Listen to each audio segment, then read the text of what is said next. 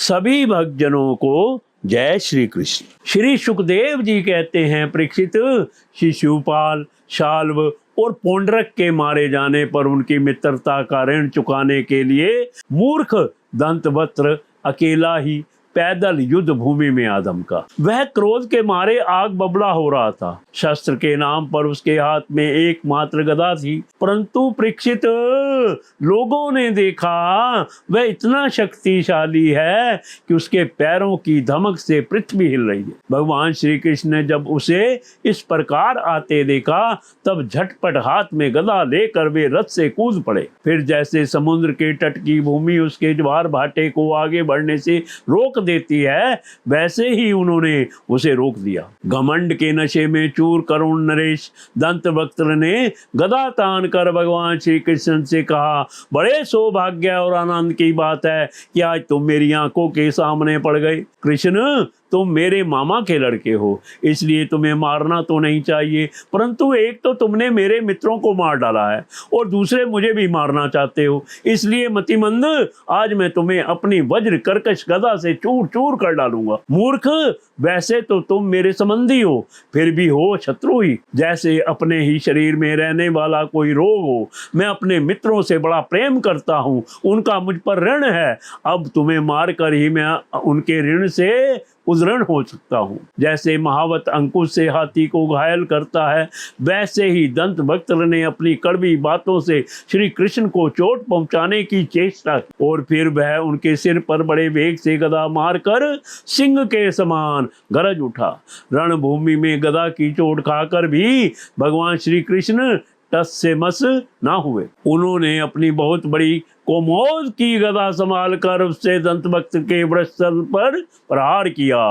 गदा की चोट से दंतवक्त्र का कलेजा फट गया, वह मुंह से खून उगलने लगा, उसके बाल बिखर गए, भुजाएं और पैर फैल गए, निदान निष्प्राण होकर वह धरती पर गिर पड़ा। परीक्षित, जैसा कि शिशुपाल की मृत्यु के समय हुआ था, सब प्राणियों के सामने ही दंतवक्त्र के मृत शरीर से एक अत्यंत सूक्ष्म ज्योति निकली और वह बड़ी विचित्र रीति से भगवान श्री कृष्ण में समा गई। दंतवक्त्र के भाई का नाम था विदुरथ। वह अपने भाई की मृत्यु से अत्यंत शोकाकुल हो गया। अब वह क्रोध के मारे लंबी लंबी सांस लेता हुआ हाथ में ढाल तलवार लेकर भगवान श्री कृष्ण को मार डालने की इच्छा से आया। राजेंद्र, जब भगवान श्री कृष्ण ने देखा कि अब वह प्रहार करना ही चाहता है, तब उन्होंने अपने छुरे के समान तीखी धार वाले चक्र से क्रीट और कुंडल के साथ उसका सिर धड़ से अलग कर दिया। इस प्रकार भगवान श्री कृष्ण ने शाल्व, उसके विमान, सोम, दंतवक्त्र और विदुरथ को, जिन्हें मारना दूसरों के लिए अशक्य था, मारकर द्वारकापुरी में प्रवेश किया। उस समय देवता और मनुष्य उनकी स्तुति कर रहे थे। बड़े बड़े ऋषि मुनि, सिद्ध, गंधर्व, विद्याधर और वासुकी आदि महानाग, अप्सराएं, पितृ, कक्ष, यक्ष, किन्नर तथा चारण उनके ऊपर पुष्पों की वर्षा करते हुए उनके विजय के गीत गा रहे थे। भगवान के प्रवेश के अवसर पर पूरी खूब सजा दी गई थी और बड़े बड़े वृणवंशी यादव वीर उनके पीछे पीछे चल रहे थे।